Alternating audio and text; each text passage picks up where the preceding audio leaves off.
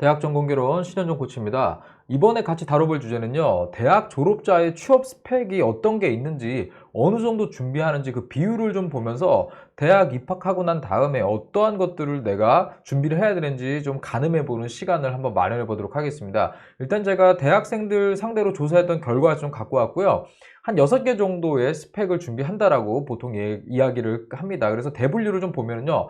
전공 자격증, 인턴십 경험, 대외 활동, 공모전 수상, 토익 점수, 해외 어학 연수 이렇게 좀 얘기를 해볼게요. 조사를 제가 2020년에 했던 조사를 갖고 왔거든요. 왜냐면요. 코로나 기간 동안 해외 어학 연수가 없죠. 그래서 약간 이런 조사 결과가 좀 다를 수 있기 때문에 제가 2020년 걸로 좀 갖고 와 봤습니다. 일단 전공 자격증부터 이야기를 좀 드려보도록 할게요.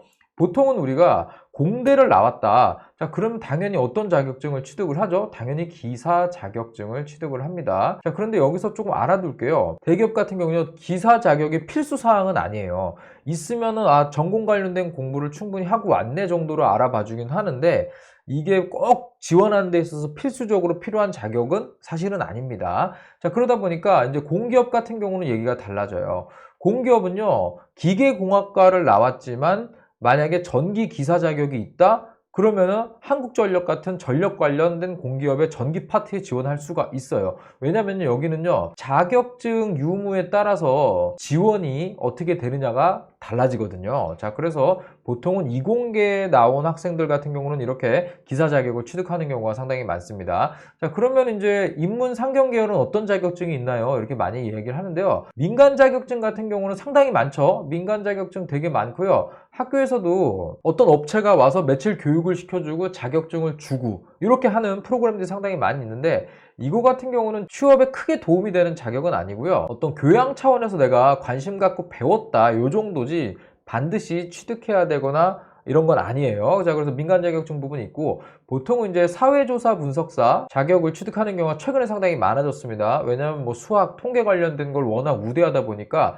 최근에 이 자격을 취득하는 분들이 상당히 많아졌고요. 뭐 공기업 같은 경우도 국민연금 같은 데 들어가려면 이거 자격이 있어야 되거든요. 그래서 상당히 최근에 많이 각광을 받고 있는 자격이죠. 그 다음에 이제 사범대학을 나오면은 이제 평생교육사 또는 뭐 교원 자격증 이런 거 있고요. 그 다음에 사회복지 계열 나오면 다양히 사회복지 자격 이런 거 주어지죠. 이런 부분들을 생각을 해보면은요, 자격을 대부분 생각보다 취득할 수 있는 전공이 많구나 이런 걸 알 수가 있어요. 자, 그런데 일반적으로 취업을 할 때 특수 자격증이라고 우리가 이야기를 하거든요. 특수 또는 우대 자격 이렇게 해가지고 채용 공고에 보면 나와 있는 게 있는데 여기서 정말 이 자격이 있으면 우대해 주겠다라고 아예 딱 채용 공고에 대놓고 딱 써 있는 거 있어요. 뭐 변호사 이런 거 있거든요. 뭐 변호사, 뭐 계리사 이런 거 있습니다.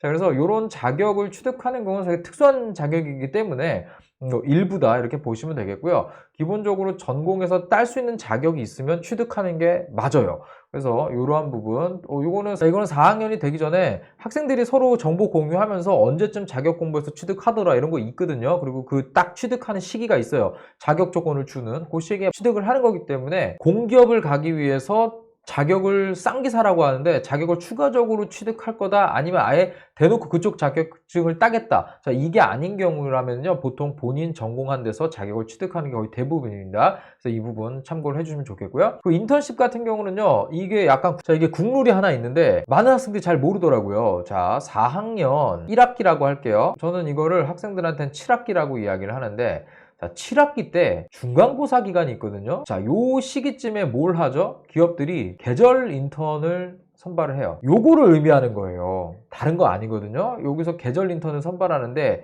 여기에서 선발돼서 경험을 했던 사람의 비율이 이 정도 된다라고 보시면 되거든요. 보통은 7학기 때 제가 뭘 해야 되나요? 인턴을 해야 되는 거예요. 사전에 미리 준비를 해야 되거든요.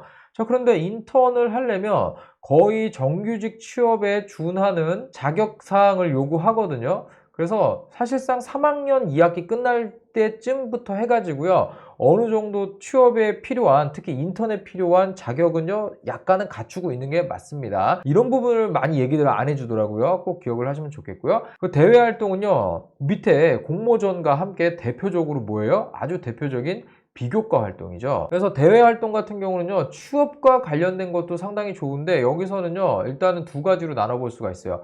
교내와 교외에서 하는 게 있는데, 교내에서 하는 거는 뭐가 있죠? 당연히 뭐 동아리도 있고요. 그 다음에 학교에 보면 무슨 응원단, 그리고 뭐 홍보단도 있죠. 홍보단 이런 것도 있고요. 교수님들이 운영하는 랩실이라던가 뭐 여러 가지 교내에서 할 수 있는 것들이 있습니다. 자, 교외에서 하는 것들은요, 기업에서 주최하는 것들이 많이 있죠. 예를 들어서 무슨 서포터즈 같은 거, 그리고 뭐 봉사단, 그리고 무슨 챌린지십 이런 거 있어요. 이런 것들 다니시면은요, 대외 활동으로서 나중에 취업할 때 상당히 자기소개서 쓸 때 거리도 많아지고요, 이야기할 거리가 풍부해지거든요. 그래서 이러한 부분들 생각을 하시면 좋겠고요. 그리고 공모전 같은 경우는요, 26.9% 조금 떨어지죠. 이게 왜 그러냐면 여기 수상했던 사람을 이야기를 하는 건데, 사실상 거의 100%라고 봐도 돼요. 대부분 하거든요. 자, 그런데 주의점이 있어요. 주의점이요, 혼자 하는 거는요, 혼자 참여하는 거 공모전들 꽤 있거든요. 이거 도움 안 됩니다. 반드시 소그룹으로 참여를 하는 경험으로 만들어 주시는 게 좋거든요. 그리고 수상을 안 하더라도요,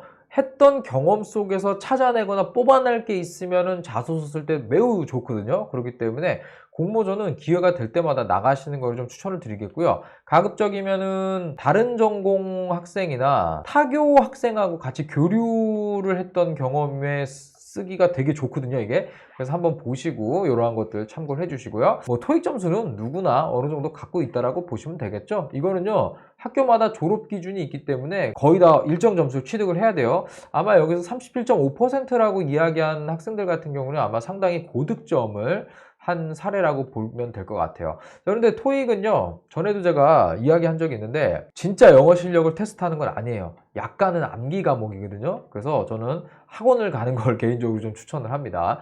자, 그리고 해외 어학연수는 제가 따로 나중에 컨텐츠를 더 다뤄드릴 건데요. 해외로 어학연수를 가는 경우는요, 보통은 저는 세 가지로 나는데, 자비로 어학연수를 가는 경우가 있겠고요. 자, 그 다음에 학교에서 어떤 일정 부분 지원을 받아서 교환 학생으로 가는 경우가 있겠고요. 그 다음에 가서 일도 하면서 돈을 좀 벌 수 있는 워킹 홀리데이로 저는 여러분들한테 이야기를 드릴 건데, 여기는 뭐 복잡하긴 한데 기본적으로 최근에 기업들이요, 아무리 코로나에 어쩌네 해도요, 계속해서 글로벌 역량을 강조하는 거는 트렌드예요.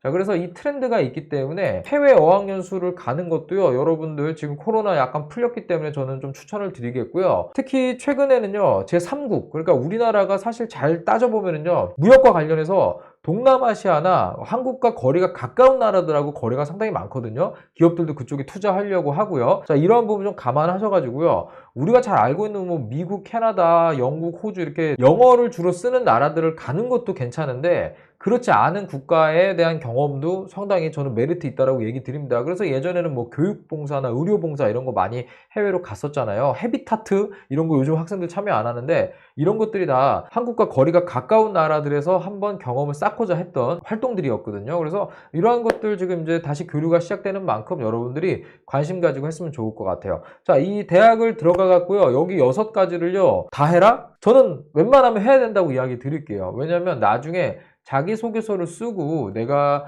면접에 가서 이야기를 할 때 여기 나온 대표적인 6개의 활동이 없으면 쓸 말이 없어요. 할 말이 없어요.